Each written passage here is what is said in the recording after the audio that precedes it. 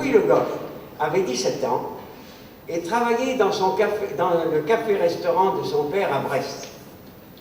Le 17 juin, il n'accepte pas la défaite de Pétain et le lendemain part en Angleterre s'engager dans l'armée anglaise. Quelques jours après, il apprend à Londres que Charles de Gaulle a les mêmes idées que lui et s'engage de préférence dans la France libre plutôt que l'armée anglaise.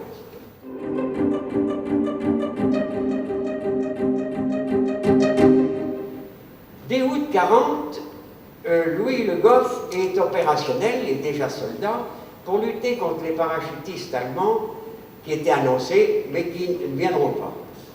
En décembre 40, le grand Charles transforme l'unité à laquelle il appartenait en école de sous-officiers, officiers et spécialistes. Et lui choisit les parachutistes.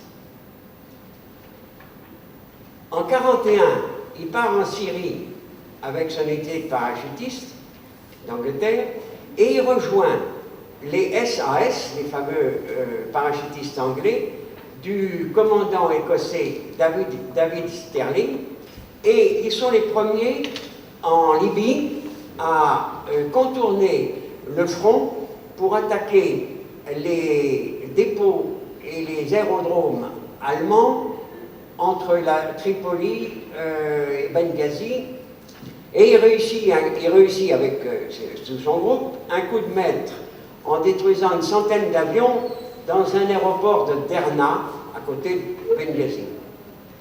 Mais il est grièvement blessé et prisonnier, évacué en Italie. Ça, c'était en avril 1942. Rétabli en 1943 en Angleterre et guéri, il redouble de courage pour, à ce moment-là, puisque la victoire est en vue, sauver le plus vite possible tous les résistants intérieurs de France et d'Europe qui, plus la guerre dure en Europe, plus risquent d'être matraqués et d'être tués et massacrés.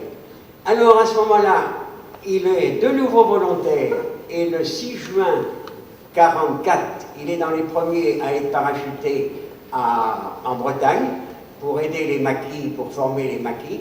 Il est de nouveau volontaire dans les Ardennes en décembre 1944, de nouveau volontaire parachuté en Hollande en avril 1945.